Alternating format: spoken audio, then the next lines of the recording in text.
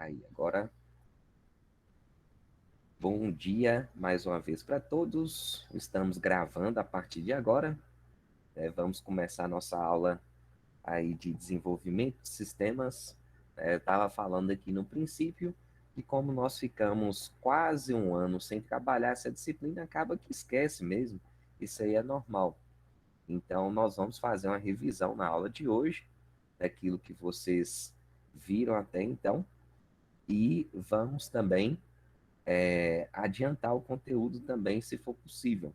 Eu não vou correr aqui hoje, até porque eu quero que vocês pratiquem pelo menos um pouquinho aí, se for possível, ou pelo menos deem as opiniões de vocês em relação aos códigos, porque é importante também que a gente faça os exemplos na prática.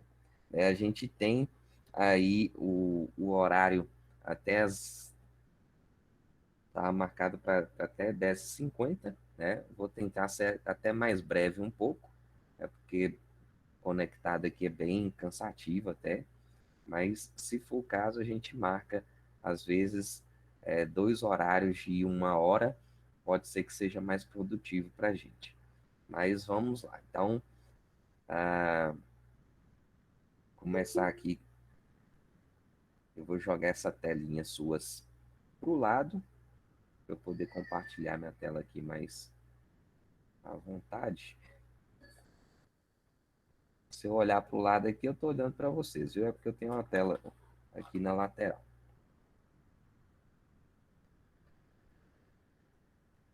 Chegar aqui, compartilhar minha tela aqui para vocês. Eu estou acompanhando o chat, qualquer coisa vocês podem mandar mensagem aqui ou podem abrir o microfone também e falar.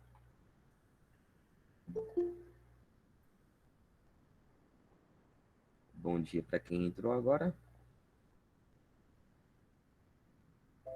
Então vamos lá. Então, nossa disciplina de desenvolvimento de sistemas, nós já trabalhamos juntos esse conteúdo. Opa, tem que mostrar nesse monitor aqui, né? No outro não.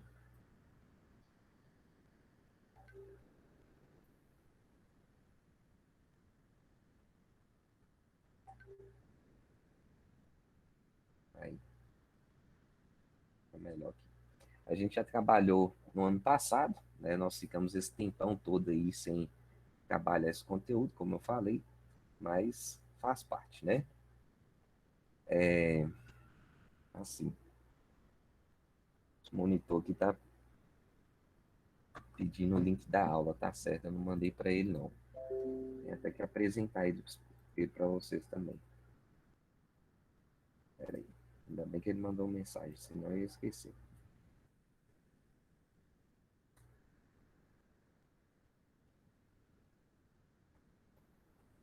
Então, vamos lá.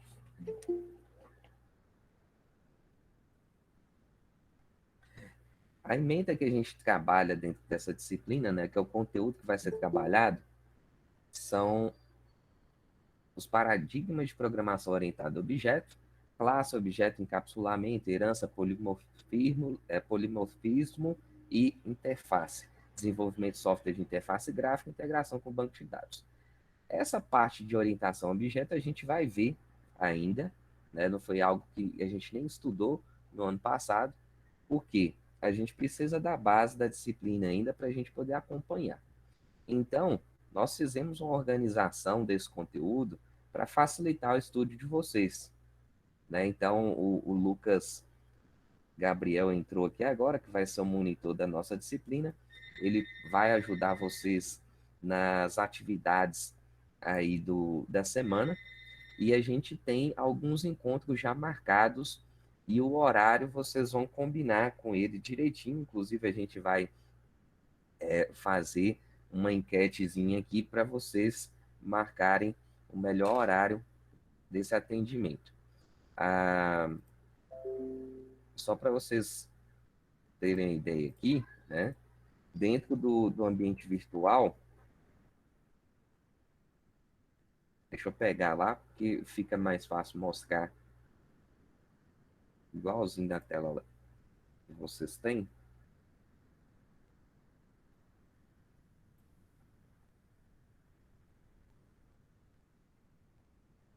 Então, tem a organização da disciplina, né, que eu tinha mandado. Tem esse arquivo aqui, está escrito plano de ensino. Aí, às vezes, vocês não pegaram para ver, mas esse arquivo é bem interessante, que a gente sabe todo o conteúdo que vai ser trabalhado, as plataformas que a gente vai utilizar, né? Vai ter jogos, vai ter a prática com Codescopter, vai ter Google Forms, vai ter esse encontro aqui pelo Meet. Nós vamos fazer algumas atividades durante a semana. E dentro dessa semana, nós temos exatamente esse conteúdo aqui: introdução à linguagem Python, as estruturas sequenciais, exercícios práticos, e nós vamos trabalhar hoje também essa parte desse conteúdo aqui da segunda semana. Por quê? Eu quero que vocês aproveitem ah, esse conteúdo de hoje para a gente revisar tudo aquilo que nós fizemos até então. Então, esse conteúdo das duas primeiras semanas aqui, ó, é o conteúdo que vocês já tinham visto. Né? Isso aqui vai ser revisão. Agora, a partir da terceira semana, vai ser um conteúdo totalmente novo. Então, a gente vai falar sobre a criação de funções em Python, funções que é muito importante, principalmente para eu entender a criação de programas orientados a objetos. E assim, na quarta e quinta semana, nós vamos trabalhar bastante com esse novo conceito de construção de código, que é necessário para a gente implementar as interfaces gráficas dentro de um programa de computador. Então, quando nós entrarmos nisso aqui, aí vocês vão ter já a condição de poder criar programas com interface gráfica, né? Porque é a parte mais importante que a gente diz, né? Porque um programa sem interface também não faz muito sentido. Você criar só aquela telinha preta lá que fica piscando, aí a gente digitando as coisas não fica muito legal. Então, vocês vão ver isso aí também durante essas aulas. E a gente vai tentar fazer uma conexão com o banco de dados. Eu estou falando tentar porque eu tenho que aproveitar a construção de softwares com as plataformas virtuais, que a gente não tenha necessidade de fazer instalação nenhuma de software e que vocês possam utilizar até o celular para poder fazer as atividades. Então, nós vamos privilegiar ao máximo dessas ferramentas que vão ter essa disposição. Então, até lá nós vamos ver se a gente consegue conectar com o banco de dados também, usando essas plataformas virtuais, beleza? Então, esse arquivo aqui, quem tiver curiosidade, é bom dar uma olhadinha, justamente porque o conteúdo está todo organizado por semanas. Isso aqui ajuda bastante, né, para a gente, e vocês também, que vão estudar esse conteúdo. Tá exatamente aqui na primeira postagem do ambiente virtual. Não coloquei muita coisa aqui por enquanto, justamente porque a gente já tem esse primeiro encontro e a gente vai rever isso aqui tudo. Postei por enquanto só um PDF aqui com a parte principal, né? Não sei se vocês já pegaram aí para ver. Quem olhou esse PDF aí? Só para saber. Quem já olhou?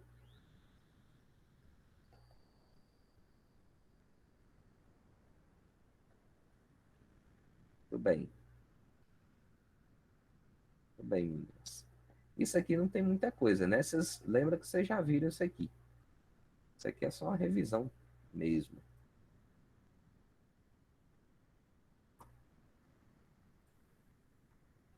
Até ver aqui, ó. Tem 27 alunos aqui. Eu acho que tem mais gente, né? Nessa turma. 27 ainda contando com o Lucas Gabriel, que, como eu falei, vai ajudar vocês.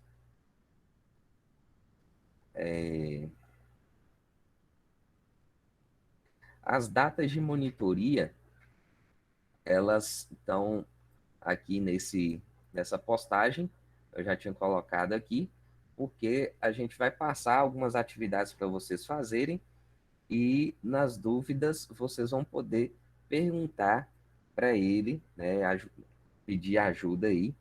Se for o caso, vocês se organizem para fazer uma ajuda em determinados horários, seja um encontro através do Meet, ou seja um encontro através do próprio WhatsApp mesmo.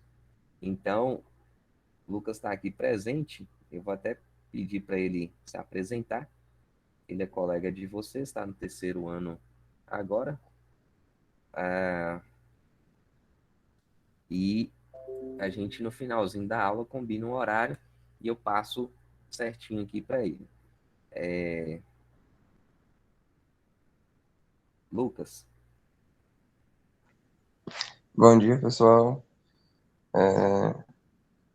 Acho que a maioria já me conhece já pela convivência dentro do IF, mas quem não me conhece ainda, meu nome é Lucas, como dito por Daniel anteriormente, estou no terceiro ano de informática, e a gente vai estar aí tentando ajudar vocês ao máximo para conseguir passar por esse período com um desenvolvimento bom na matéria, conseguindo absorver o conteúdo e até mesmo conversar fiado às vezes. Tá certo. Muito bem. Então, ele vai estar ajudando vocês a desenvolver as atividades, né? E não é para fazer a atividade em si, é para dar algumas dicas que vão fazer com que vocês achem um caminho, né? É importante que vocês tentem fazer primeiro, logicamente, e acaba que essa ajuda aí facilita bastante nas resoluções.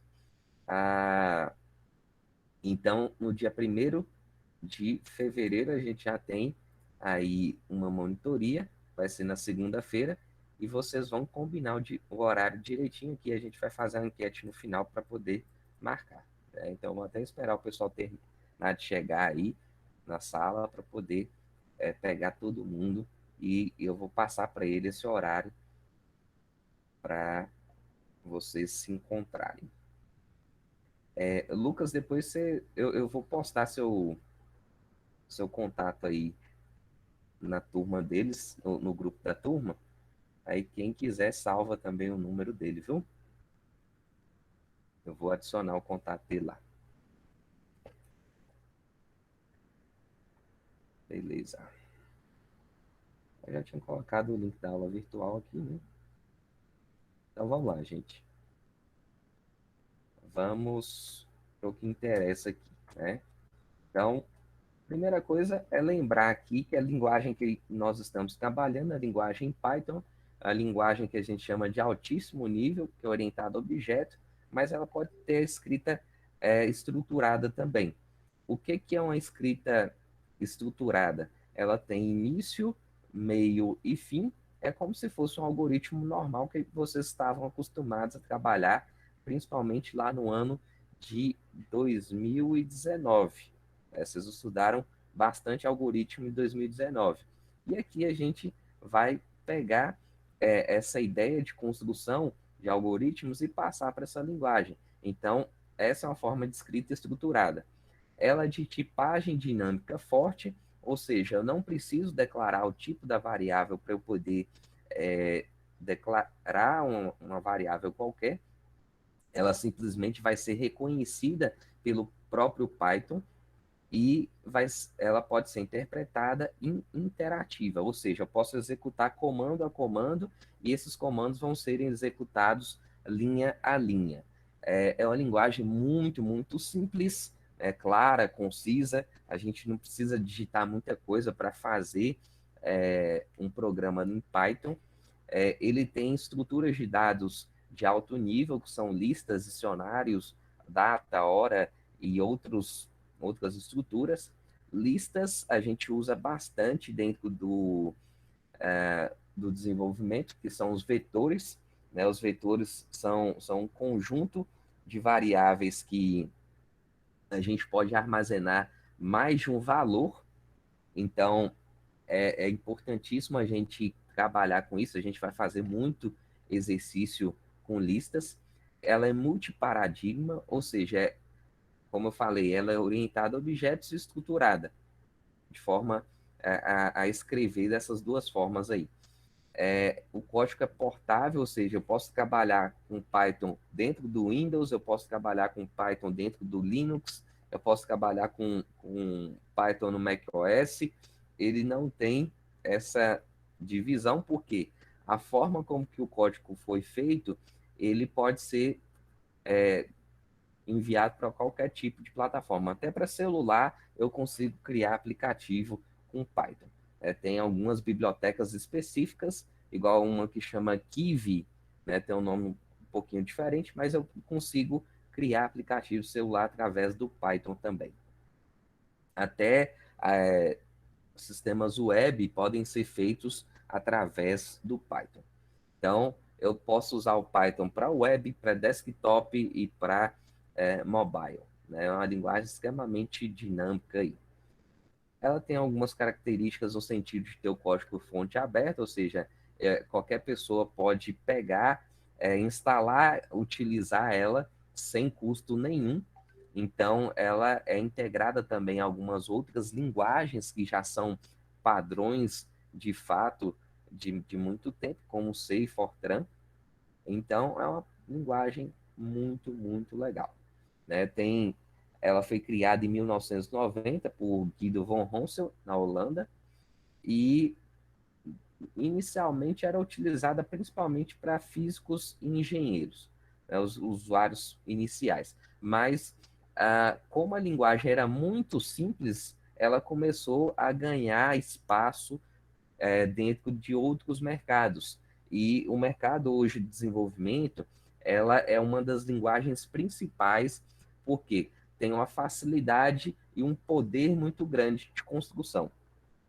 Então, ela foi concebida a partir de uma outra linguagem, que é chamada ABC, e grandes empresas utilizam Python. Google, Yahoo, a Microsoft, Disney Pixar, e outras empresas. Então, isso aí, né, tudo, como eu falei, já é uma revisão, só para vocês lembrarem aí do que essa linguagem é capaz, né, porque às vezes a gente esquece do real poder que a gente vai ter na mão, mas é uma linguagem top demais, né? Vocês já estudaram aí, vocês viram que é muito legal.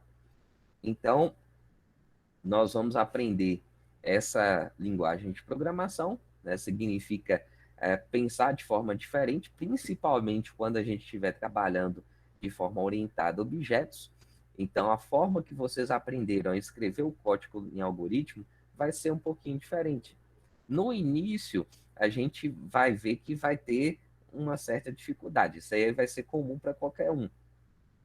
Eu tive isso quando eu comecei a estudar, vocês vão ter também, mas vocês vão perceber que depois vai ser muito mais fácil de escrever, porque eu vou ter uma condição de reaproveitar o meu código com muita facilidade.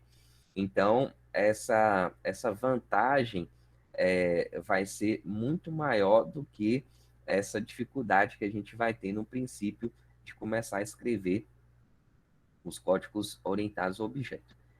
Então, vai gerar produtividade, essa facilidade na escrita do código. O Python tem uma comunidade apaixonada em relação a conteúdos.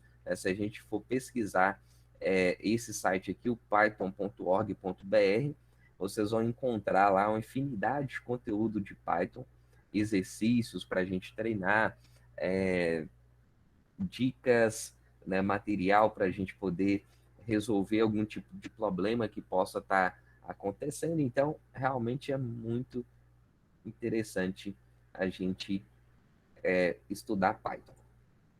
E né, eu já tinha falado aqui sobre a tipagem dinâmica forte.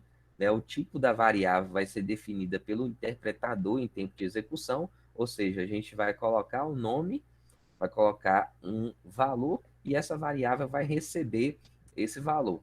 Então, somente depois que o tipo dessa variável for atribuído que a gente vai conseguir fazer a operação, porque ela tem que identificar qual é o tipo de dado que nós armazenamos e a operação vai ser totalmente direcionada para aquele tipo de dado. Então, por exemplo, se eu tiver uma variável do tipo inteiro, eu vou poder somar com uma outra variável do tipo inteiro. Então, eu vou conseguir pegar um valor, por exemplo, 10 com 5, eu vou somar e vai dar 15. Agora, se eu tiver uma variável do tipo inteiro e eu tentar somar com a variável do tipo string, que é um texto, eu já não vou conseguir. Então, essas operações, elas são compatíveis de acordo com o tipo que cada variável tem. Então, isso aí é algo que a gente vai fazer na prática também daqui a pouco. Então, a compilação e interpretação acontece da seguinte forma, né? A gente vai criar um código-fonte, esse código-fonte ele tem uma extensão, que é o tipo do arquivo, que é PY. Essa extensão, ela só é para reconhecer aqui uma codificação em Python. Dentro desse código, a gente vai ter vários símbolos, e esses símbolos são o quê? São exatamente a sintaxe da linguagem, que a gente chama, né? Então, toda linguagem ele tem uma forma de escrita específica. Então, quando eu quero declarar uma variável, eu faço de um jeito, quando eu quero fazer uma escritura condicional, eu faço desse jeito, e por aí vai. Então, o Python, a gente vai ter um conjunto de símbolos que vai gerar uma árvore sintática. Essa árvore sintática é uma estrutura de comandos que vai gerar para a gente o que se chama de bytecode. Esse bytecode, ele é um, uma, uma, um conjunto de instruções já próximas à máquina que vai estar executando o código. Então, como eu falei lá que o Python pode rodar em várias plataformas, ele roda no Windows, no Linux, no macOS, mas por quê? Porque ele gera exatamente esse bytecode. Então, ele pega essas instruções já próximas à máquina que eu estou trabalhando. Então, o bytecode é gerado para a máquina específica, por exemplo, o bytecode do Windows, o bytecode do Linux, e eu vou executar os comandos binários dessa máquina. Então, cada máquina que eu estou executando, ele vai ter um bytecode que vai executar esse programa. Então, por isso que ele consegue fazer a execução independente de plataforma, justamente porque ele tem um código intermediário que não é o exato código de máquina. Né? Então, quando vocês escrevem um programa, isso aí eu não sei se vocês lembram, porque isso aí eu tô voltando um pouquinho até lá da base de algoritmo de vocês. Quando a gente escreve um programa, a gente simplesmente está escrevendo ela naquilo que a gente chama de linguagem de alto nível. Agora, quando a gente vai executar um programa, a gente precisa compilar ou interpretar um código. O que significa isso? Compilar é a gente pegar aquele código-fonte e transformar ele em uma outra linguagem, que a gente chama de linguagem de máquina, né? Essa linguagem de máquina, ela tem um conjunto de códigos. Esse conjunto de códigos, ele é uma sequência muito grande de zeros e uns.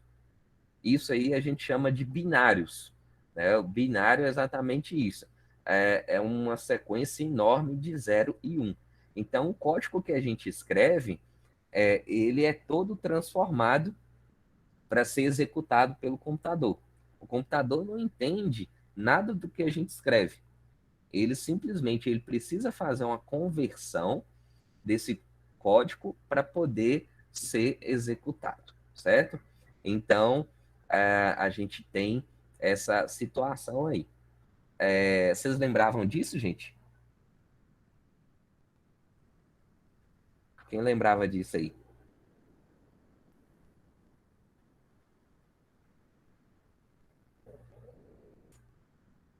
Ninguém, né? Vocês não responderam?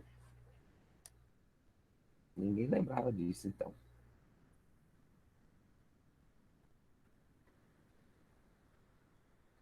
Tudo bem. Então, o computador em si, ele entende a linguagem dele. Não adianta a gente querer escrever alguma coisa para ele que ele não vai entender. Para ele entender, a gente precisa gerar essa linguagem de máquina. E quem que vai fazer isso são os interpretadores ou os compiladores, né? São programas que a gente utiliza para poder gerar os programas.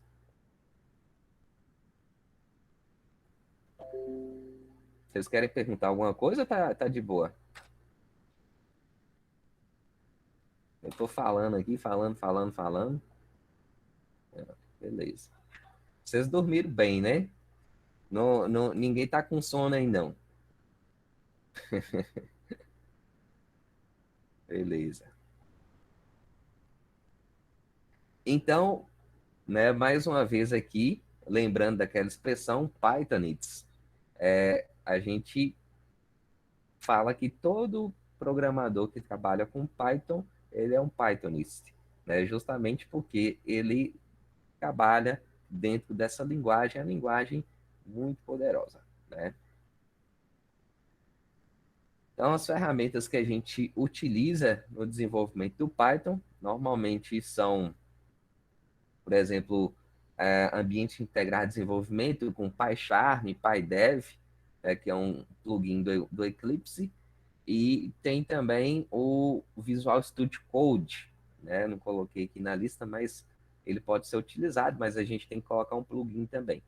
E se eu não quiser instalar nada, eu posso usar o Code Sculptor, que facilita bastante, né? Porque nesse caso aqui eu posso rodar ele online e realmente é bem interessante porque a gente consegue fazer o que é necessário, né? Não ficar gastando tempo com instalação de programa, principalmente quando a gente não precisa disso ainda, né? Chegar um momento, pode ser que a gente vai precisar instalar rapidinho, mas como eu falei, eu vou privilegiar as ferramentas online para facilitar o uso de todo mundo. Inclusive, é, num celular, por exemplo, vocês vão poder fazer as atividades. Tem editores bem simples que podem ser utilizados também no desenvolvimento, igual o Notepad++. Eu gostava muito de escrever meus códigos com Notepad++, mas depois que eu conheci o Visual Studio Code, aí normalmente eu faço tudo por lá. Então, uma ideia muito, muito poderoso. E tem os empacotadores, que é Py2S, que seria você pegar exatamente esse código-fonte e transformar ele para um executável do Windows, né? Então, como eu falei aí, o Python ele é uma linguagem de alto nível. Você vai escrever o arquivo, mas você não vai executar diretamente na máquina. Para ele executar sem instalação de qualquer programa, eu preciso gerar o executável. O executável só é gerado através desse pacote aí, Py2S, né? Eles geram o programinha para a gente poder instalar no computador. Então vamos lá, eu vou fazer os exemplos aqui. Qualquer coisa vocês vão me perguntando, né? Eu vou seguir isso aqui mais não. Aqui eu já sei o que a gente tem que revisar, então nós vamos dar sequência. Lembrando aqui, opa,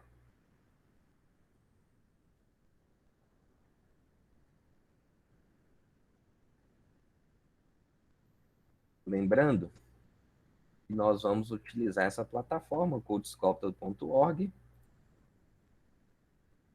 Inclusive, a gente já tinha usado ela, né? E para ver aqui, a outra versão está melhor. Mas vocês podem utilizar a versão 3, né? Que não tem diferença, não.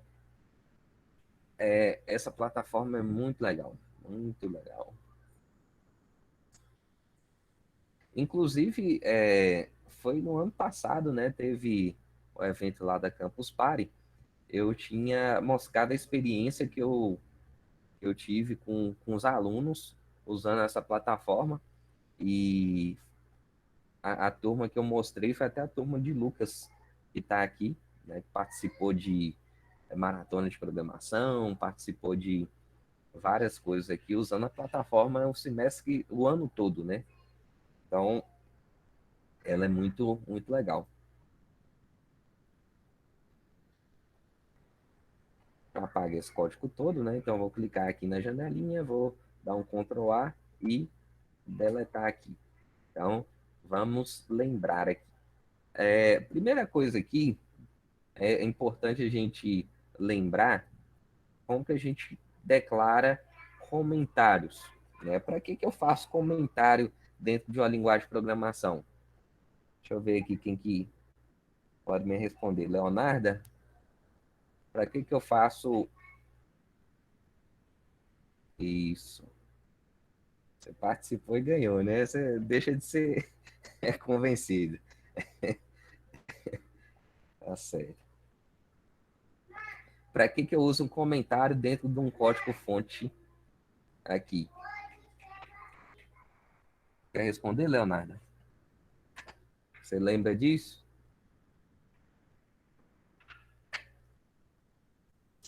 Eu vou perguntando para vocês aqui, vocês fiquem espertos aí. Para que eu uso um comentário na linguagem de programação? Quem responde aí? Para ter mais descrições? Sim, é para simplificar o entendimento do código, né? Talvez essas descrições que você fala pode ser isso, simplificar o entendimento do código. Então, quando eu uso um hashtagzinho, coloca assim, ó, declarando variáveis, eu estou falando que a partir desse momento eu vou declarar as variáveis do meu código. Isso aqui facilita por quê?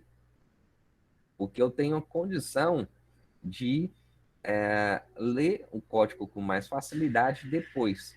Né? Então, quando a gente usa comentários no código, é justamente para isso. Esse aqui é um comentário de uma linha. Né? Agora, quando eu quero fazer um comentário de várias linhas, o que eu faço? Coloco o quê? Quem lembra aí? Vamos puxar aí na cabeça suas. Isso aqui eu acho que ninguém vai lembrar.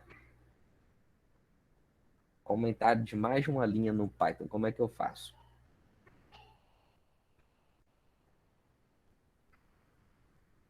Não vão lembrar. Pode falar, né? Pode falar que ninguém vai sair daqui, não. Então, eu coloco 3 aspas duplas.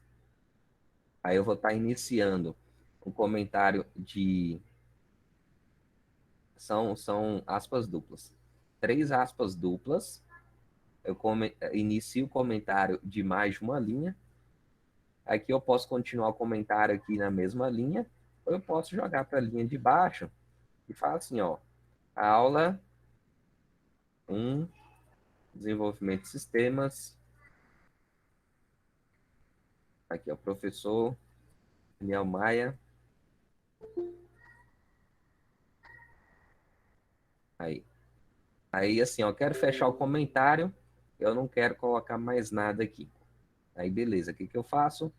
Coloco 3 aspas duplas de novo.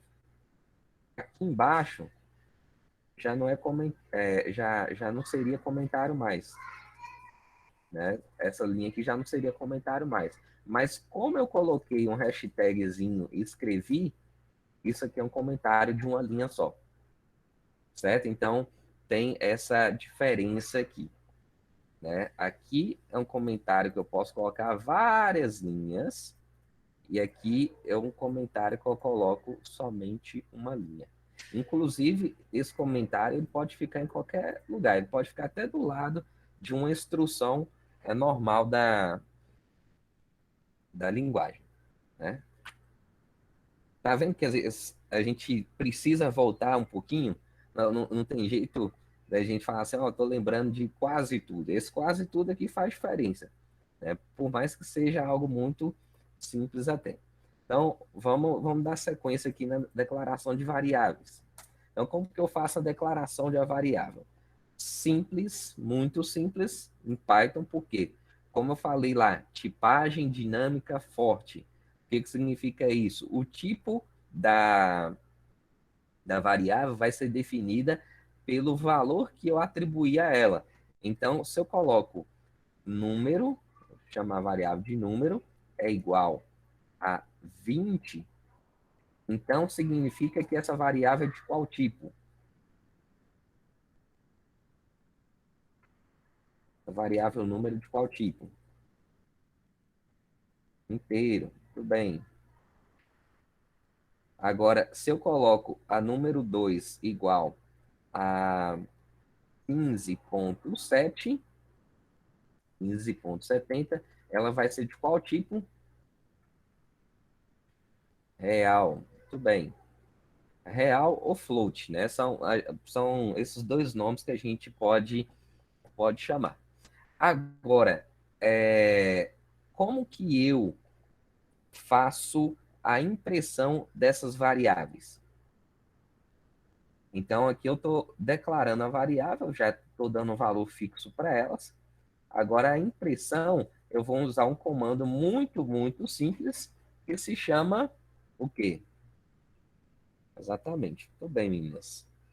Gostei de ver a participação suas. Print, abro um parênteses, número, né? E aqui eu coloco o print número 2 e mando executar.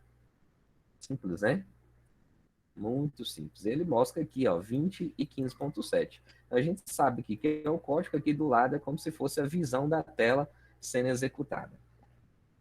E outra coisa, se eu tiver dúvida em qual tipo que a variável está armazenada, eu ainda tenho um comando para poder mostrar o tipo de cada uma. Isso aqui acho que vocês não chegaram a ver, não. Coloca aqui, ó, print type, né? Type é o que? Uma função. Então, eu vou imprimir o tipo da variável, coloco aqui, ó, número. Aqui eu vou fazer a mesma coisa para o número 2. Vou executar. Então, ele mostra para mim aqui, ó, que a primeira, né, que é o número type int, e o número 2 é um type float. Né? Então, aqui inteiro aqui é real. Então, nesse caso aqui, eu consigo saber qual é o tipo dessa minha variável, né?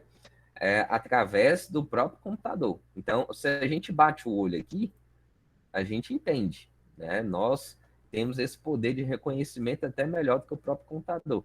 Agora, quando a gente executa o type, aí o computador vai entender qual tipo de variável ela está armazenada, né? Então, tem isso aqui também. Agora, vamos lá.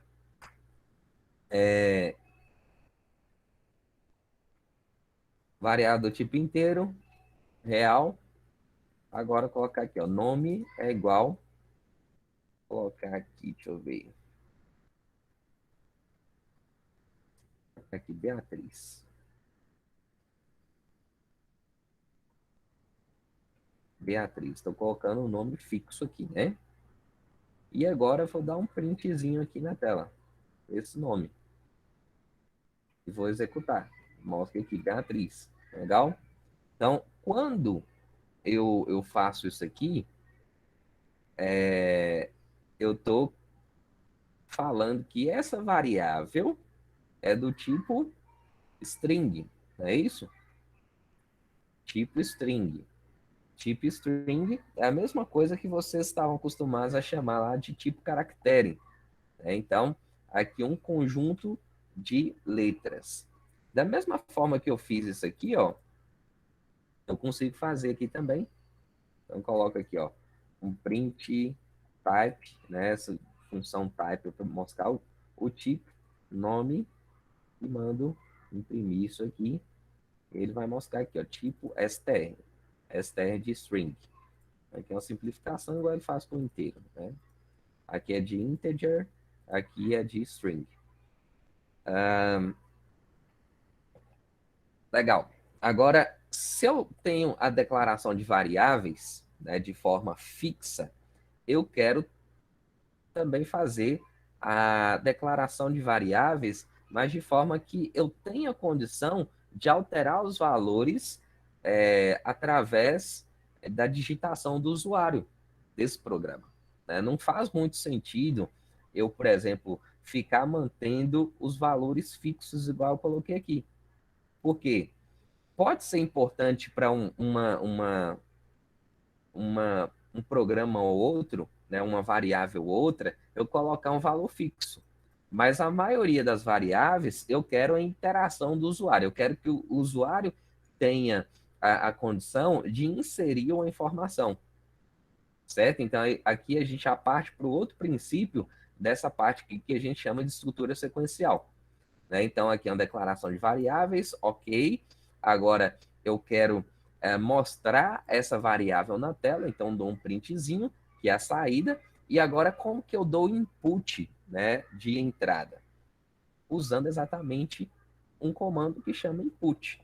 Né? Então, quando eu quero fazer a leitura do nome, por exemplo, ao invés de eu digitar assim, o que eu vou fazer? Eu vou colocar lá, nome é igual a input, digite o nome. 2 pontos. Certo? Então, eu vou mandar executar aqui agora, ó. E aparece essa caixinha aqui pra gente. Digite um nome. Vocês conseguem ver a caixinha aí, né? Beleza. Yes. Porque às vezes a gente está fazendo a moscagem da tela aqui e esse negócio não aparece. Digite o nome. Então, essa caixinha é justamente por quê? Porque eu coloquei esse input aqui. Então, input é entrada. Então, aqui eu vou colocar um valor para esse campo. Então, eu vou colocar aqui agora João. E vou clicar aqui em OK e pressionar Enter. Aí ele mostra o valor aqui alterado. O tipo permanece o mesmo. É o tipo string. Então, quando a gente começa a usar as entradas de valores, a gente consegue ter um código muito mais dinâmico e a gente consegue fazer muito mais coisa. Certo? Então, isso aí é algo muito, muito, muito simples que vocês já tinham feito. Né? Eu espero que vocês lembrem, estejam lembrando dessa parte aí. Se não tiver também, nós estamos revisando aqui agora. Né? Não tem importância. Agora, outra coisa, né? Igual, se eu quiser, agora, apagar essa parte aqui, ó. Apagar essa partezinha aqui.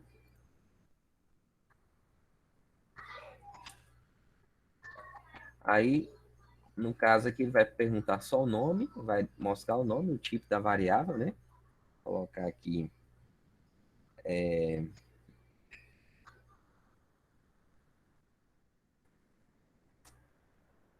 Gabriela, né? Então, moscou o nome que eu digitei e mostra a string, né? Então, aqui a gente vê que é muito, muito, muito simples, ó. A declaração de variáveis, né, a entrada desse valor, a impressão desse valor, isso aqui é básico, o que a gente chama de entrada, processamento, saída.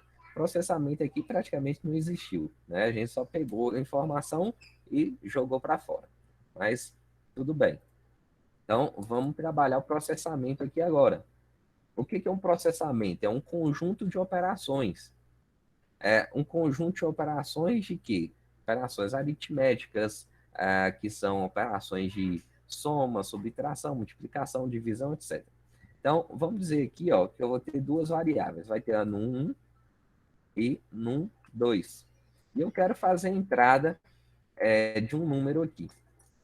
Então, coloco input, vou colocar digite um número. E aqui embaixo eu vou colocar a mesma coisa, input, digite outro número. Legal. Aí eu quero fazer assim, ó, soma é igual a num1 mais num2. Eu, né, estou processando aqui, ó, estou fazendo uma soma, e aqui eu quero mostrar um print da soma. Vou mostrar o resultado assim de forma bem direta. Isso aqui vai dar certo? Desse jeito que está escrito? Sim ou não? Ele vai funcionar? Ele vai fazer a soma dos dois números? Vai dar erro? Não do jeito que a gente quer. Pô, me explica isso aí, Beatriz. Ele vai funcionar, não vai? Ou não vai funcionar o código? Exatamente. Então, vamos executar ele aqui para ver o que vai acontecer. Ó. Ele vai digitar o nome, né? Vou colocar aqui, ó. Vou colocar Daniel. Aí digite um número, eu vou colocar 10. Outro número, eu vou colocar 20. Aí, vou clicar aqui em OK. E ao invés dele somar os números, ele somou 10 com 20. Como se fosse assim, eu pego 10, coloco 20 do lado. Mas por que que isso aconteceu? Por que que será, gente, que isso aqui aconteceu?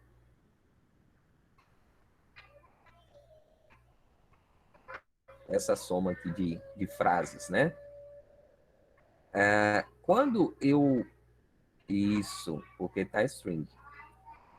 Quando eu uso o input, isso aqui é importante lembrar, gente, porque pode acontecer erro básico por conta disso aqui, viu?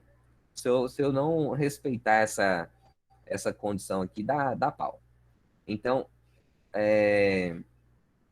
toda vez que eu uso input, isso aqui é toda vez que eu uso input mesmo, ó, lembra disso. Toda vez que eu uso input, o valor que ele vai retornar é sempre string. Então, igual nós usamos aqui, ó, o type para reconhecer esse nome, a gente já sabe que vai retornar o string, e aqui também vai retornar o string.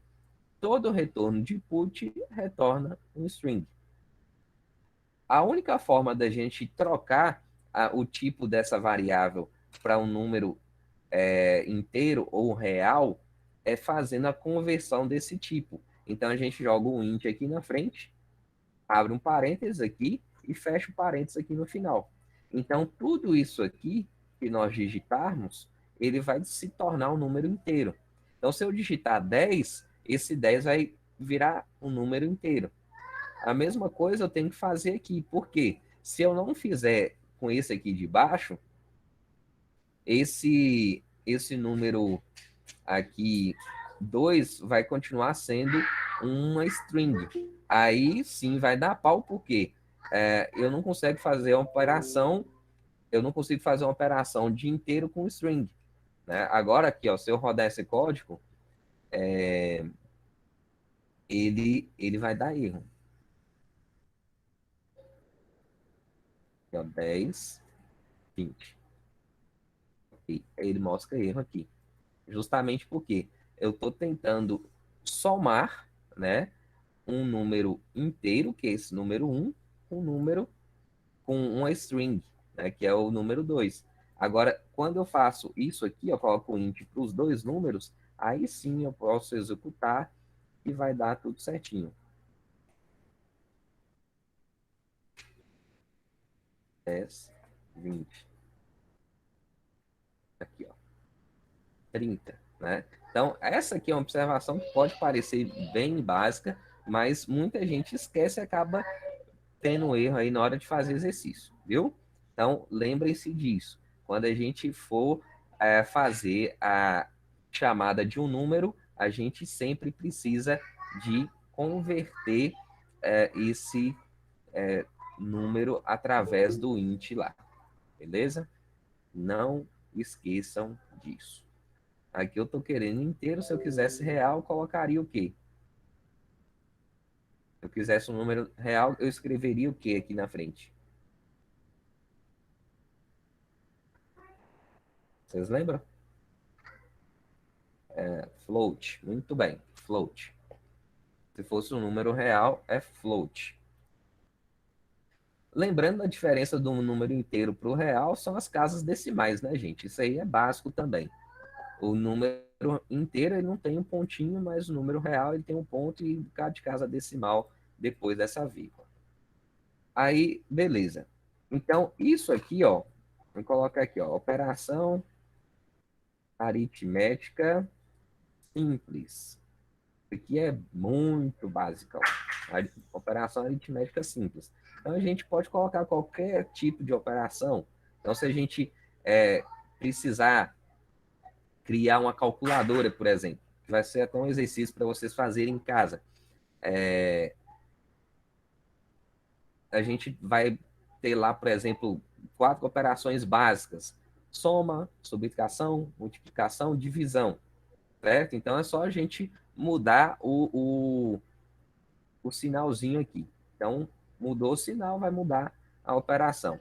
Então, dentro do Python, deixa eu até chegar com o material aqui para frente, ó. Dentro do Python a gente tem essas operações: soma, subtração, diferença, né?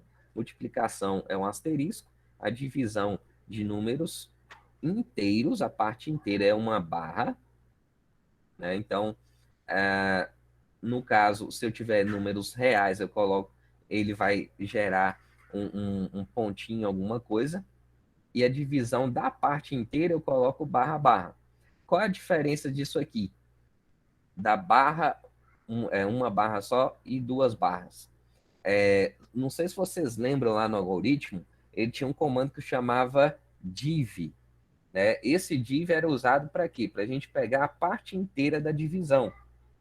Então, se a gente divide, por exemplo, aqui, ó, 9 dividido por 2, quanto que dá isso aqui? Normalmente, se eu pegar a parte real dessa divisão, aqui dá 4,5, não é isso? Então, 4,5. Agora, se eu coloco 9 barra barra 2, isso aqui vai retornar o quanto? Vai retornar 4, porque é a parte inteira da nossa divisão. Então, a diferença de uma barra para duas barras é exatamente essa. Aqui é a divisão real e aqui é a divisão inteira. Beleza? E aquele comando div lá que vocês usavam dentro do algoritmo é basicamente isso aqui, a divisão inteira. Módulo, o resto da divisão, né? Então, módulo é uma operação que a gente pode utilizar também em alguns casos, principalmente para saber se um número é o quê? Par ou ímpar. Vocês lembram disso?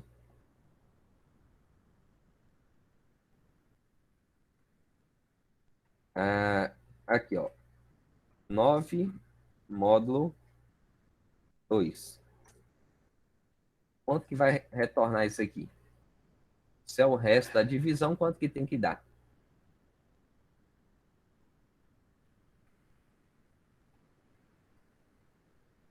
O resto da divisão vai dar 1. Muito bem, Beatriz. 1. Então, a gente usa essa operação aqui de forma até frequente para pegar restos de divisão. Então, se for exatamente, Maria Luísa, quando a gente tem o resto igual a zero, é o número par.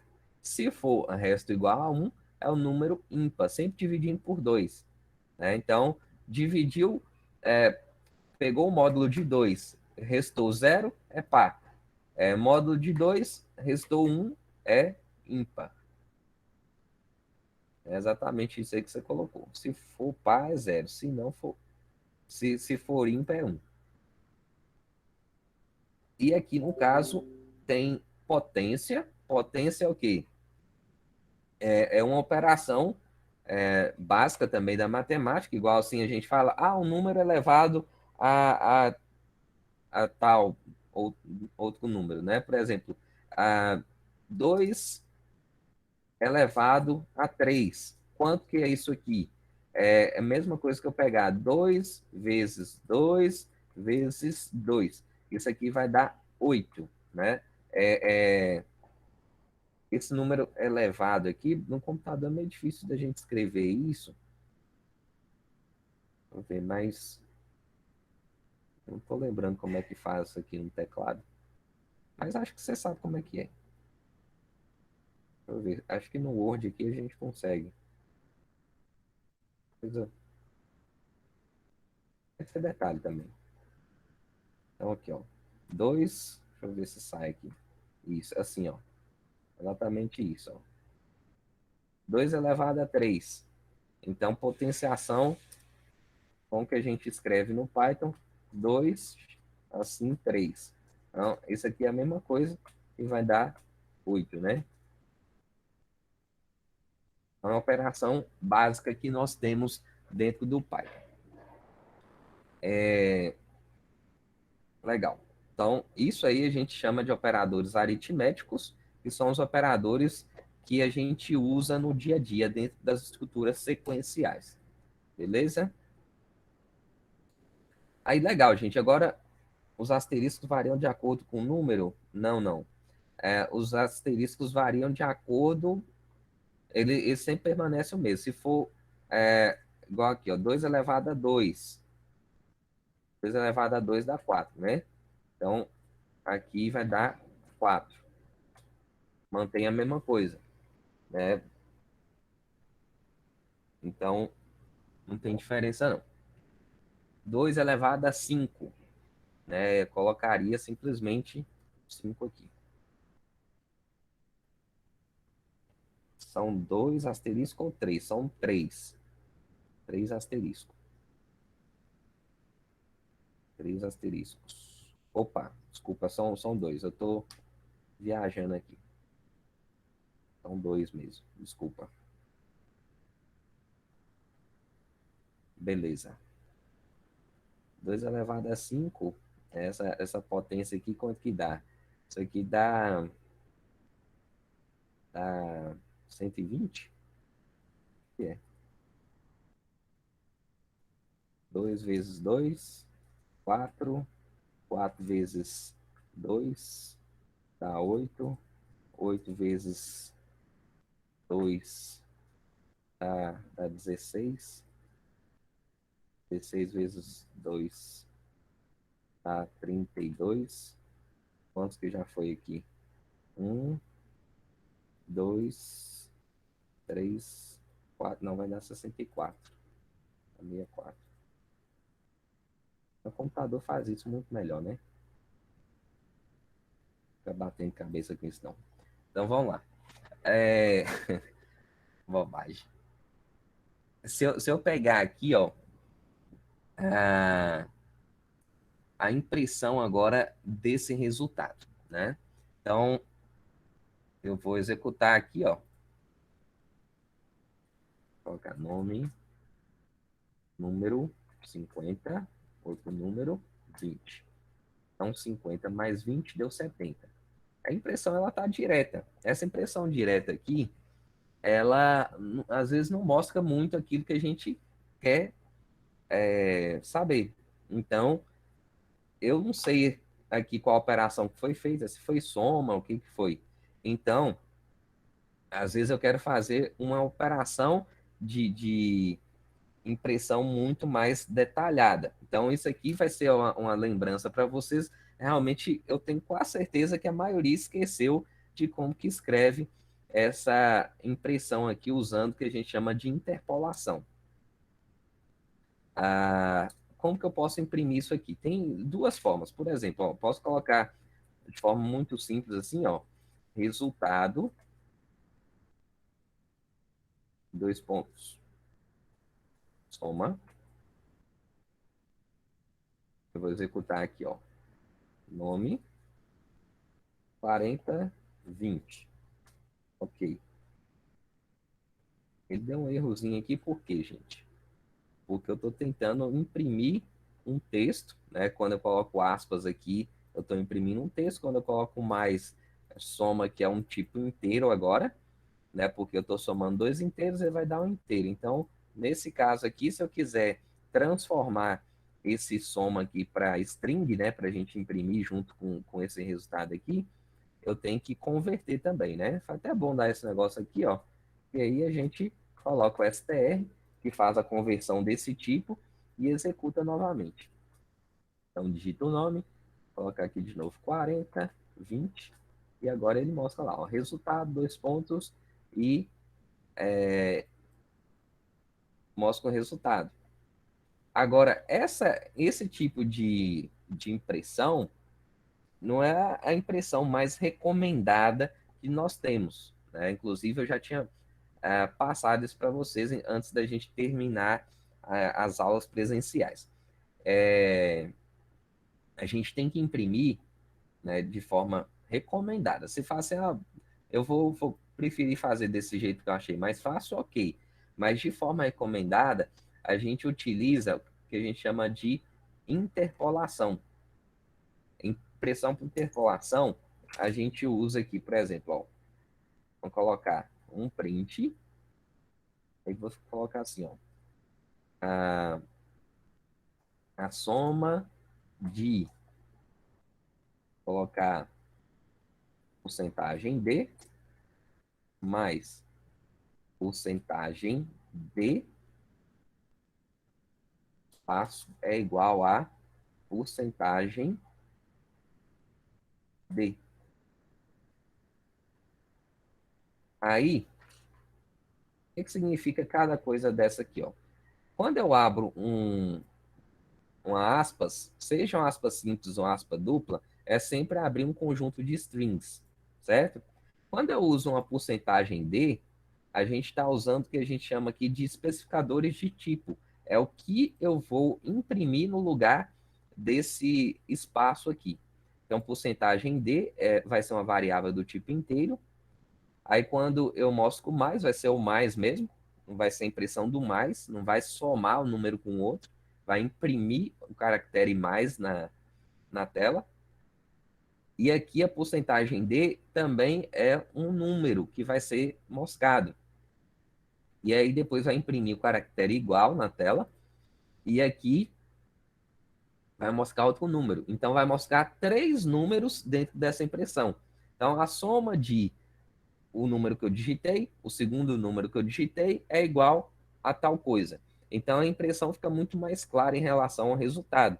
Então como que eu coloco o restante aqui, ó, para poder finalizar com sucesso, né? Essa instrução. Coloco uma porcentagemzinha, abro um parênteses e coloco dentro desse parênteses o conjunto de variáveis que eu quero mostrar na ordem correta. Então, se eu quero mostrar aqui, ó, o primeiro número, então eu vou escrever o número dessa o nome dessa variável. Aí depois, vírgula. Por que vírgula? Porque vai ter mais uma impressão de variável. Então, eu coloco num2. Aí, vírgula de novo. Porque agora eu quero mostrar o resultado. Então, eu coloco soma. Então, ele vai pegar nessa sequência aqui, ó. Então, num é para imprimir esse aqui, num 2 para imprimir esse outro, e a soma para imprimir esse aqui. Aí, nós vamos ter um resultado dessa forma aqui agora. Então, nome, vou colocar aqui, ó, 50 e 30, e vou mandar exibir agora o resultado. Ele mostra aqui para a gente, ó, a soma de 50 mais 30 é igual a 80. Então, esse tipo de impressão aqui é mais recomendado justamente por quê? Porque a gente especifica o tipo que eu vou imprimir na saída e a gente não tem esses problemas aqui de ter erro na hora de imprimir uma variável, né? A gente não precisa nem converter o tipo, porque quando a gente coloca a porcentagem D, ele já faz essa conversão. Então, vai colocar até um comentáriozinho aqui de mais de uma linha, vou colocar aqui, ó, especificadores de tipo. Então, nós temos aqui, ó, porcentagem D, que é do tipo inteiro, que é para imprimir inteiro, porcentagem S, que é para imprimir um string, porcentagem F é um número float, um real. Nós temos também uma simplificação desse. Simplificação não, a determinação de quantos caracteres eu vou ter depois da vírgula, né? Então, eu posso fazer aqui, ó, porcentagem ponto 2F, né, que é para um float real também, só que com duas casas decimais depois da vírgula. Então, a gente não tem aquele tanto de número, às vezes, depois do real, né? Então, isso aqui é muito interessante, porque na hora da impressão a gente imprime bonitinho. Então, eu fecho aqui, ó, esse comentário. E aqui, só para a gente visualizar esses números reais, né, vou colocar a determinação aqui de um número real, vou chamar a variável de, vou chamar de, vou chamar de temperatura. Temperatura. Colocar a temperatura, hoje está, sei lá, 25,7 graus, né? Então, 25,7 graus. Se quiser imprimir isso aqui, ó, a recomendação, então, coloca aqui, ó, temperatura é igual a, vamos dizer aqui, ó, se eu quiser obrigar que ele imprima esse número com duas casas decimais depois da vírgula, eu coloco ponto 2F. Deixa eu ver se eu consigo colocar aquela bolinha. Não pode ser um O, né? Para baixo. Assim. Pode ser a bolinha. Isso aqui, ó. Isso aqui vai mostrar o número e essa bolinha aqui é como se fosse aquele grau, né? Assim, né? Assim é melhor. A bolinha seria para cima, mas eu não vou conseguir colocar ela aqui agora, não. Pelo menos eu não sei fazer isso aqui agora. Vou ver aqui. Vamos ver se ele vai imprimir ou se vai dar pau, né? Vou ver. Aí, depois que eu coloco as aspas, que eu já faço assim, ó, o texto vai mostrar desse jeito. Eu vou colocar aqui, ó, porcentagem, vou abrir os parênteses, vou fechar esse parênteses para fechar o print, e dentro dos parênteses eu coloco as variáveis que vão ser impressas. Como eu só tenho uma variável aqui, que é a temperatura, eu pego aqui, vou copiar ela aqui e colocar aqui, ó. Então, ela vai ser única, né? Então, deu erro. Eu vou ter que tirar esse negócio aqui. Deixa eu só o C aqui, então. Hum,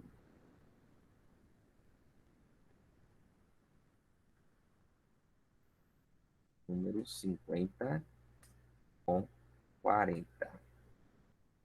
Ok. Ele mostra aqui, ó. Então, o resultado, 90, soma, né, com interpolação, e a impressão da temperatura com interpolação. Então, vocês podem perceber que a temperatura eu tinha colocado 25,7, ele só tinha essa casa decimal aqui, ó. Mesmo assim, ele mostrou com duas, porque eu obriguei que ele fizesse a impressão com duas, certo? Então, essa esse especificador de tipo aqui é muito interessante. Quando a gente força um pouquinho para fazer as impressões desse jeito, vocês vão ver que na hora de apresentar os programas de vocês depois, vai ser até bem tranquilo. Né? É só pegar o jeito aí, acostumar a descrever desse jeito. Não tem segredo, né? Como vocês viram aqui, ó. Quando eu tenho uma variável só para mostrar, eu abro os parênteses depois da porcentagem, coloco uma variável só. Se eu tiver três, igual eu tive aqui, ó, eu coloco três variáveis em sequência, uma a vírgula depois, né, para chamar, sempre lembrando que ele vai imprimir na ordem. Esse num aparece na frente, então vai ser esse primeiro. Depois é o num 2, que vai ser esse aqui. E depois a soma, que é esse aqui. Então, assim, não tem muito segredo em relação a isso, não. Eu acho que até é bem mais fácil do que você ficar fazendo essa soma, né, a concatenação que a gente chama aqui, de string, um número que você vai ter que ficar mudando a especificação de tipo. E aqui é muito mais eficiente. Beleza, gente? Você pode imprimir inteiro, string, float, float com casa decimal definida. Então, é muito melhor. Beleza? Vocês estavam lembrando dessa parte aqui ou não?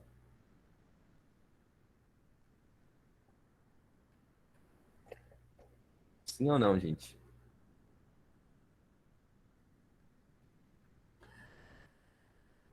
Tudo bem. É, mais ou menos, tá certo. Isso aqui, né, que a gente está vendo, por enquanto é só o basicão no basicão mesmo. Eu vou passar um exercício para vocês fazerem essa semana. Inclusive, a monitoria da segunda-feira que vem é justamente para a gente poder tirar essas dúvidas se tiverem, né? Mas vocês tentem fazer primeiro, porque vocês não vão ficar de hoje, né, que é terça até segunda que vem, sem tentar fazer e chegar lá para tirar as dúvidas que não tem, né? Para eu ter dúvida, eu preciso fazer. Se não tiver dúvida, gente, é, e vocês tiverem condição de ajudar os colegas também, vocês façam isso, né? Eu já falei com vocês também que a gente aprende muito mais quando isso acontece. Dá uma respirada aqui, né? A gente já tá avançando bastante, já daqui a pouco a gente está encerrando. Vou ficar muito tempo aqui com vocês, não, senão fica muito cansativo. Mas a gente já lembrou bastante coisa aqui, né? Eita, bateu a campainha aqui, não tem ninguém em casa. Vocês me dão só um minutinho aqui? Rapidinho? Um minutinho? Só para ver quem que tá batendo a campainha aqui. Só um minutinho, gente.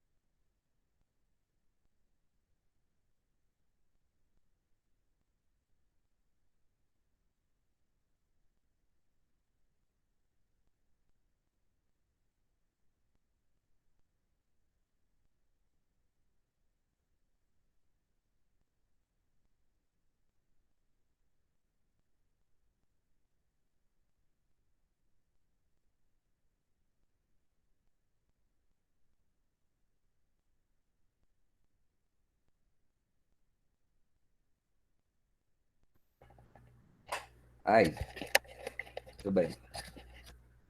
É, continuando aqui, é até bom que a gente dá uma respirada, né?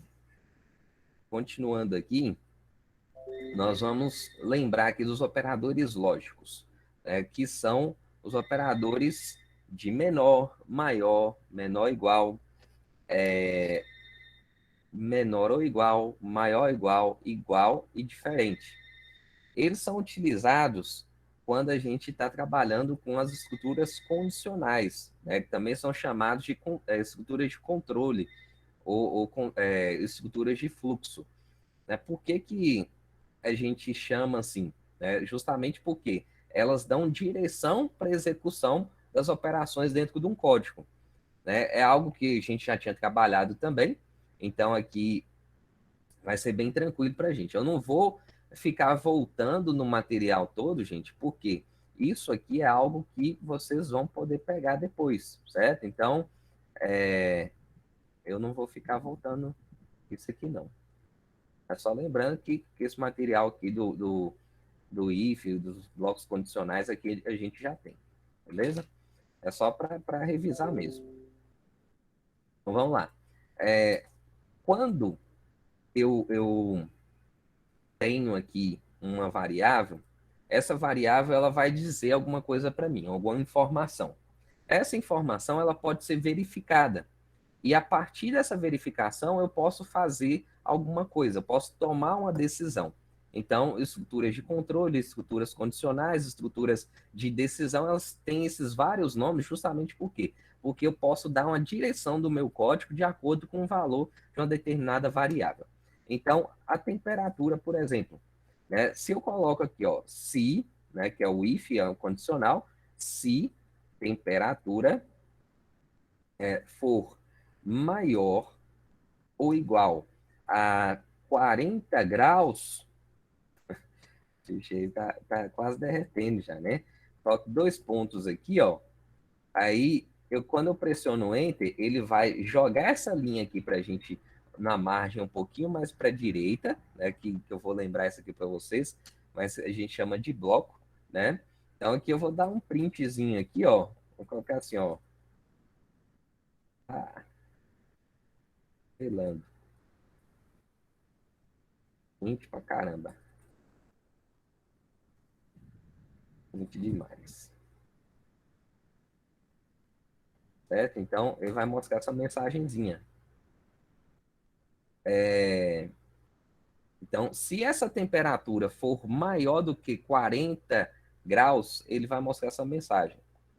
Isso aqui, se a gente for pensar o seguinte, se fosse lá um programa que está fazendo um controle de uma temperatura de um motor, de uma caldeira, ou a temperatura, né, não é só a temperatura do ambiente, mas qualquer tipo de temperatura que poderia ser medida ali.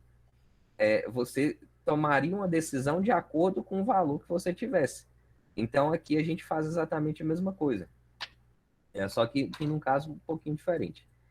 Então, agora, se a temperatura for maior ou igual a 40, a gente vai mostrar essa mensagem. Agora, se não for, então tem a outra condição que a gente chama de se não se. Então, a gente coloca se não se. Então, if. Se não se a temperatura for maior ou igual a 30. Vou colocar assim, ó. Vou colocar print. Tá quente, mas dá para aguentar.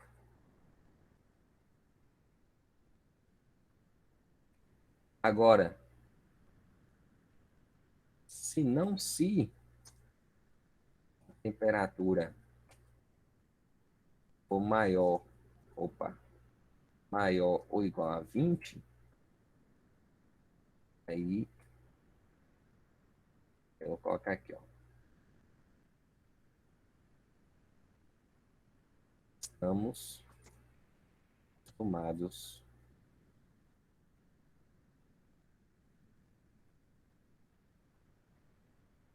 com esse tempo. Assim. Agora, se não, else, né? Vou colocar aqui, ó. Tá começando a esfriar.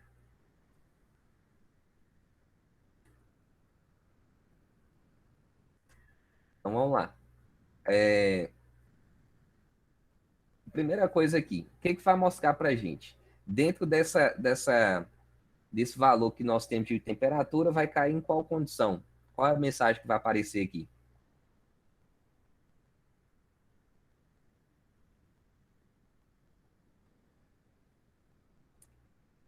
Qual a mensagem? Estamos acostumados com esse tempo. Tudo bem. Por quê? Então vamos dar uma olhada aqui por que vai aparecer essa mensagem. A temperatura, ela foi definida aqui, ó. Ela está fixa, né? A gente não está lendo essa temperatura de nada, a gente simplesmente colocou aqui, ó, 25,7. Ela está nesse grau aqui. Então, beleza. Eu vou fazer essa primeira condição. Essa aqui é uma verificação. A temperatura é maior ou igual a 40? Não. Não é maior ou igual a 40. Significa o quê? Que eu não vou nem chegar a executar essa linha. Certo? Então, eu vou tentar a outra condição aqui de baixo. Por quê? Está escrito assim, ó, se não se. Se eu não executei essa aqui, eu vou vir aqui para baixo. A temperatura é maior ou igual a 30? Não. Então, eu pulo isso aqui e venho para cá. Agora, se a temperatura é maior ou igual a 20, sim, né? Então, se eu tive uma condição verdadeira, significa o quê? Que eu vou mostrar exatamente essa mensagem. Então, eu vou colocar o printzinho aqui, né? Eu vou mostrar essa mensagem e eu nem vou executar isso aqui mais. Eu simplesmente pulo para a próxima instrução. Como aqui a gente já não tem mais nada aqui embaixo, simplesmente encerra o código, né? Então, se eu executar aqui, é só para confirmar, mas está certinho. O que deu erro aqui? Tá dando... Ah, tá, por causa do cedilha, né? Tirar o cedilha aqui. E esse pá. Aqui eu vou ter que tirar também.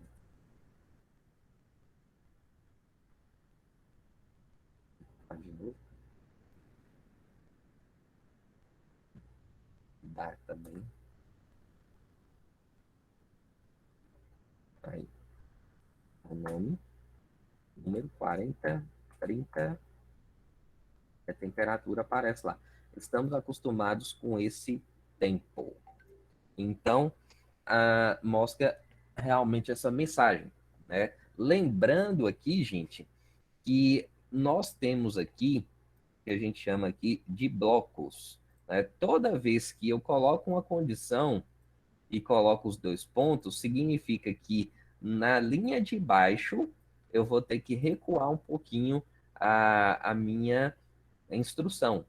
O CodeSculptor ele já ajuda bastante, por quê? Porque quando eu pressiono o Enter, ele já joga esse espaço aqui para a gente. Então, eu não preciso nem ter esforço para fazer isso. Mas, igual aqui, quando eu pressiono o Enter aqui, ó, ele joga para essa mesma margem. Se eu quiser escrever a condição do se não, eu tenho que voltar a essa margem igual ao if aqui de cima. Isso aqui é obrigatório a gente fazer, porque se a gente não organizar esse alinhamento, que a gente chama de indentação, ele não funciona direitinho. Foi, inclusive, uma das coisas que, quando eu comecei a estudar o Python, eu achei que era ruim, né, por conta dessa organização desse código, dessa indentação aí. Né? Eu achava que, poxa,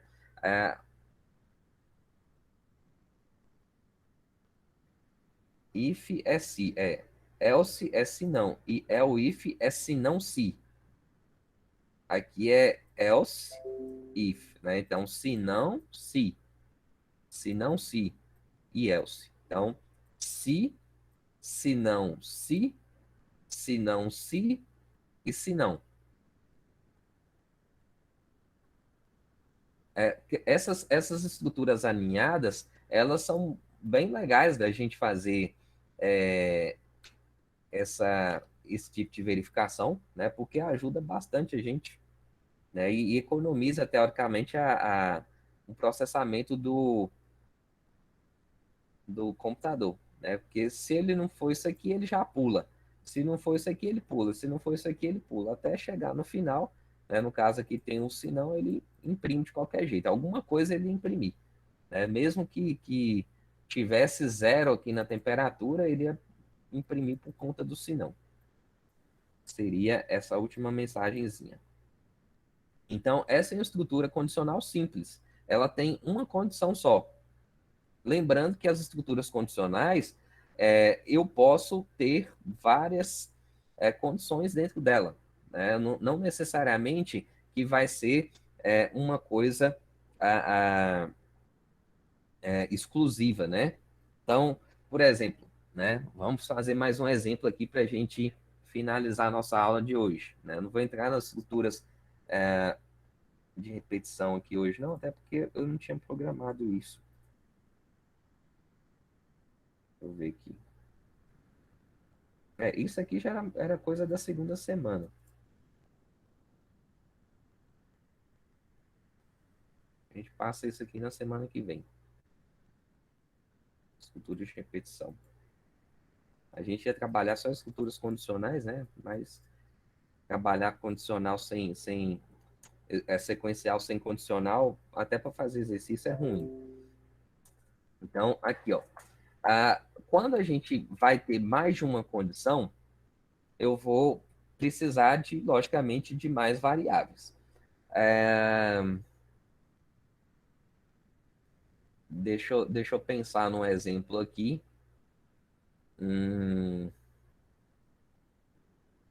Me ajuda aí. Vamos pensar aí em algo que seja útil para vocês.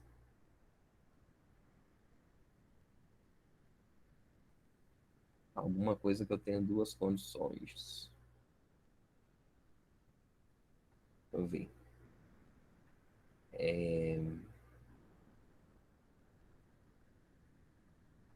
Vou pensar aqui. Testar se vai vacinar ou não. Nasce 60 anos, maior que 60 anos. Ah, pode ser. Essa é a questão de idade, né? Vão.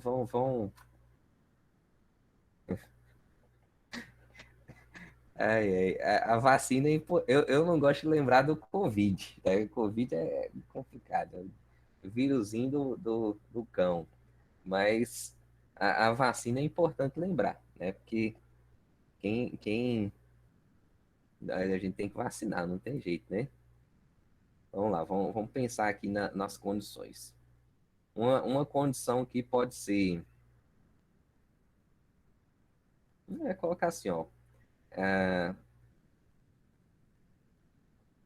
vamos colocar assim, ó, vacinou, vacinou, aí nós vamos colocar sim ou não. Então vai ser S para sim e, e N para não, certo? A gente vai colocar isso no input. Colocar aqui input, você assinou, você já se vacinou, e colocar assim, ó, S barra N. São duas respostas que a gente vai dar. Assinou. Agora, idade. Aí a gente coloca aqui, ó, input, qual é, tem que tirar esse acento, senão vai dar erro aqui. Qual é a sua idade? Bem, Lucas. Não vou nem escrever o nome do capeta aqui, não.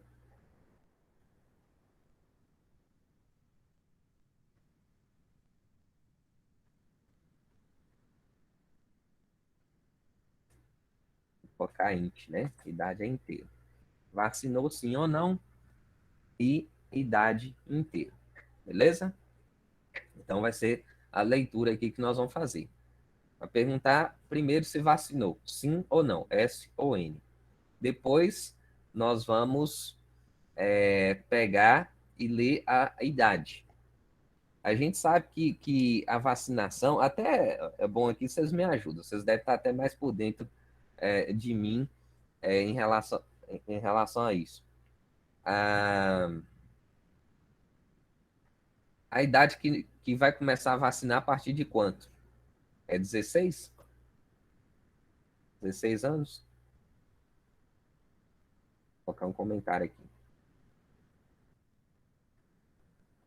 A vacina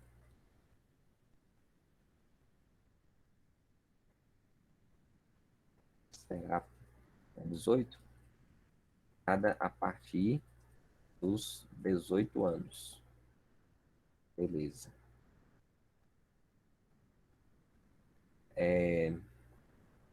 Aí, vamos lá. A idade do grupo de risco. O grupo de risco é de qual idade?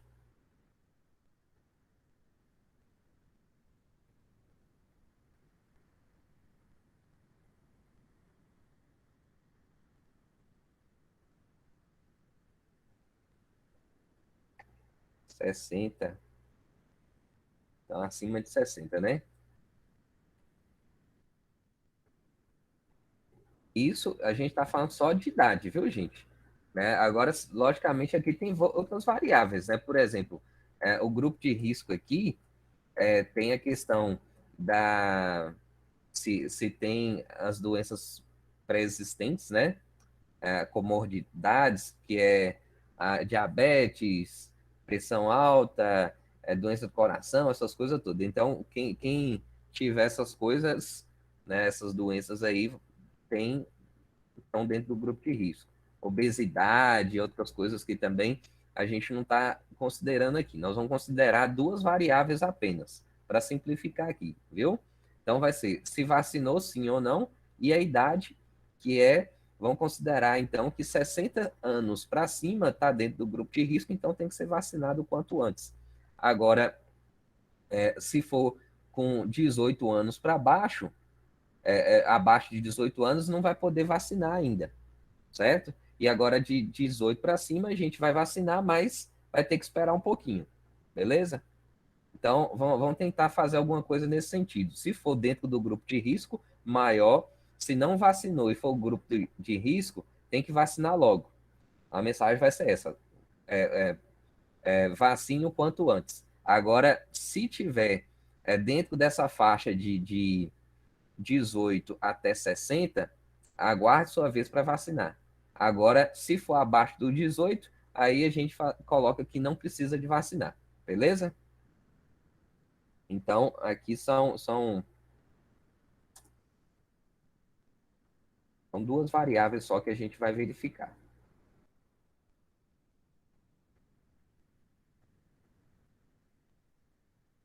Só para simplificar o negócio. Então, vamos lá. A gente já fez a leitura se vacinou ou não e da idade. Agora a gente vai fazer as condições. Eu posso fazer isso aqui de duas formas, né? Porque se a pessoa já se vacinou, eu não preciso nem preocupar com a idade que ela tem. Eu preciso verificar a idade que ela tem para poder ficar. Ah, que idade que você tem? Vou fazer a verificação da idade aqui agora. Né? Não tem necessidade.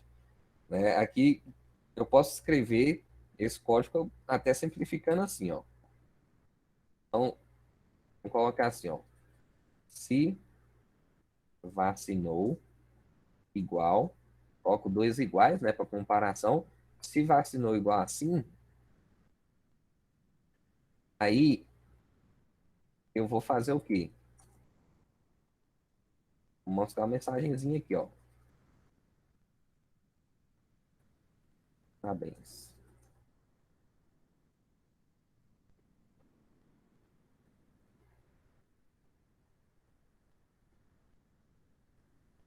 Agora, se não, se não, a gente coloca um bocado de condição aqui, ó. Porque a gente agora vai começar a verificar a idade. Só que tem um detalhe aqui, ó. Se a pessoa colocar o S com S minúsculo, eu não vou pegar esse printzinho do parabéns, né? Então, eu posso colocar duas condições aqui, ó. Colocar se vacinou igual sim, ou, né, que eu posso escrever ou então posso colocar esse sinalzinho aqui, ó, dois tracinhos, vacinou igual a S minúsculo agora, ó. E tem diferença, viu, gente? E tem diferença. Vou colocar OR aqui que fica mais fácil de enxergar. Então, se for S maiúsculo ou S minúsculo, eu vou mostrar parabéns. Você está imunizado. Pelo menos não vai pegar, vai para o hospital por conta disso, né? Imunizado. Agora, se não, aí eu vou começar a verificar a idade. Aí eu vou colocar aqui, ó. Se não, se. Né? Isso aqui é a estrutura if aninhada. Eu estou colocando um if dentro do outro. Eu só vou executar esse if aqui se a pessoa não vacinou. Agora, se a pessoa não vacinou, aí a gente verifica a idade. Se a idade for maior ou igual a 60, aí a gente coloca o print.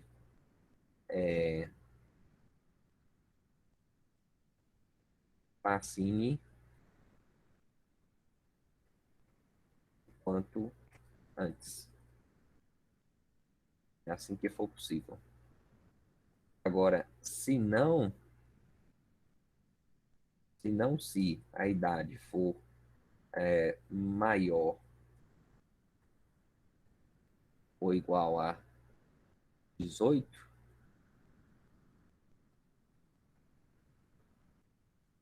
aguarde sua vez. de vacinar. Agora, se não,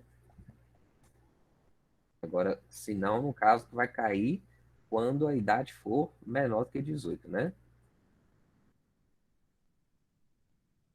Você ainda não pode vacinar. Beleza? Se a escrita é diferente. Poderia fazer até de outra forma? Poderia, mas acho que até assim é até um pouco mais fácil. Isso aqui é uma estrutura aninhada. Então, esses ifs aqui vão ser executados se isso aqui for condição falsa. Então, vou executar aqui agora. Novamente, deu um errozinho aqui, por quê? Invade string.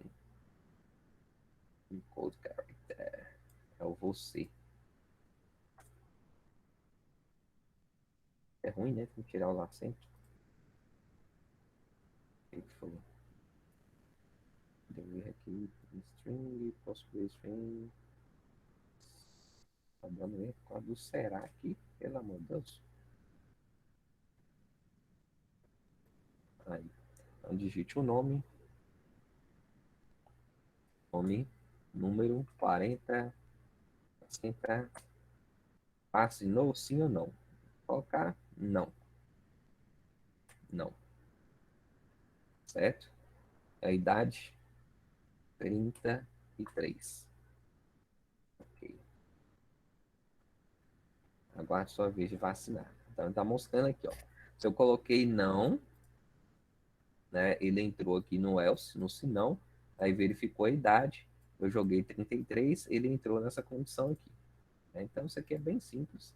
Né? É uma forma fácil até da gente fazer as nossas comparações. Lembrando aqui, gente, que só para a gente finalizar, a gente está finalizando aqui, lembrando aqui que eu tenho or, que significa ou seja, eu tenho essa condição pode ser verdadeira e essa outra pode ser verdadeira.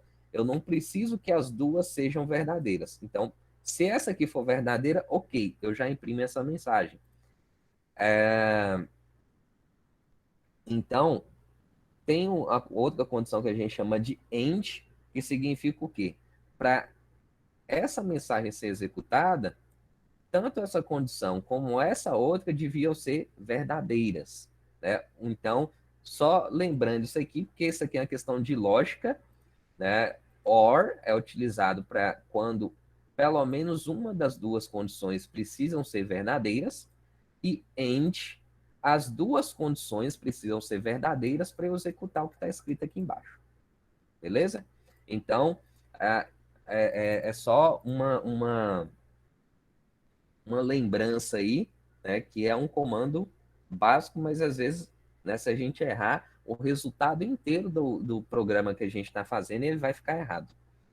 Então, é isso, né? Acho que tá legal aqui o que a gente fez até hoje. Agora, eu vou mandar para vocês à tarde um exercício para vocês treinarem, né? E esse exercício é um exercício bem tranquilo, não vai criar dificuldade mesmo, não, é só para treinar essa estrutura toda aqui que nós vimos. Inclusive, até eu vou gravar esse arquivo aqui, né? É só clicar em salvar aqui, ó. Lembrando que até é bom que eu cliquei aqui, que aparece o endereço aqui em cima. Esse endereço eu consigo copiar e mandar para vocês. Né? Então, esse URL aqui é importantíssimo, né? Igual se eu quiser mandar o arquivo para vocês, é só colar esse link lá dentro do ambiente virtual que já vai aparecer para vocês lá. Vocês vão dar uma revisada aqui no que nós fizemos, vão pegar o exercício, vão fazer. Na segunda-feira, dia 1º, começa a monitoria. Aí, vamos fazer uma combinação aqui agora, o seguinte, né? Vocês todos participem, quem está presente. O horário que a gente eu considero melhor, né, mas isso aí tem que ver que vocês consideram também, é mais o finalzinho da tarde, para fazer as monitorias, até porque vocês têm aula durante a manhã e a tarde também. Então, você já coloca mais ou menos o horário, né, que vocês gostariam que nós fizéssemos esse atendimento. Então, seria lá para as 6 horas da tarde, tá legal? 6h30. Isso aí dura o quê? Meia hora, 40 minutos, depende das dúvidas que vocês têm ali no momento. Qual é o melhor horário aí? Coloca a sugestão de vocês aí no chat.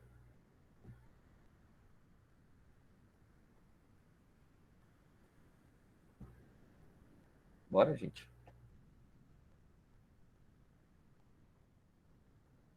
6 ou 6h30? Os dias são esses aqui, ó. A primeira vai ser segunda-feira. Aí depois a outra vai ser segunda-feira. Então, a maioria vai ser segunda-feira. Dia 1º, dia 8, dia 22, né? 15 é carnaval. 22, dia 1º, dia 8/3, 15/3, 22/3. Todas elas são segunda-feira. 6 horas? 6 horas tá bom, né, Lucas? Tá sim. Beleza. Então, isso aí é coisa rápida, gente. É que eu falei, tem que fazer as atividades para ter dúvida. E assim, no máximo, é, meia hora, 40 minutos. Não passa disso, não. Porque fica bem cansativo, né? Até outra pergunta que eu faço para vocês aqui, nós fizemos 2 aulas inteiras. Nós começamos aí, era quase 9 horas, e nós estamos terminando agora. Ah, vocês querem que eu marque 2 horários de 1 hora ou pode fazer um dia só, igual nós fizemos hoje?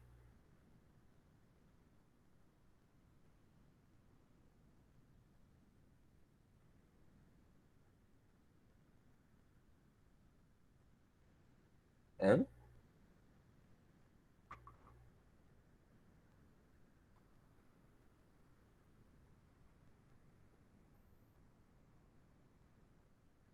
Ah, tá, beleza. Pode, vocês podem mandar mensagem no celular, né? Só que, beleza. Agora eu vou responder assim que for possível, né? Assim como ah, eu vou passar o contato do Lucas lá para vocês no grupo, e se vocês quiserem, vocês adicionam ele no grupo de vocês também, se não, ele está também dentro lá do ambiente virtual. Então ele vai postar os links lá das monitorias lá também. Mas no caso da monitoria, se tiver, né, uma mensagem direta para tirar a dúvida também pelo celular, aí também faz do mesmo jeito. Porque às vezes vocês querem fazer alguma coisa ali na hora, né? A gente vai responder assim que for possível. Beleza? Mas normalmente a resposta é rápida também, eu fico conectado aqui quase o tempo todo. Beleza, então, vamos praticar, praticar, praticar. Então, muito bem, gente. Então, brigadão, né? Abraço aí para vocês. Que tenham uma semana produtiva, semana muito boa, né? Nós estamos aí quase finalizando o mês de janeiro. O tempo tá passando rápido pra caramba, né? A gente já estava no Réveillon, agora já está no final de janeiro, já quase chegando o carnaval. Mas é isso aí. Grande abraço para todos e até mais. Vou encerrar nossa gravação aqui. Até. Falou.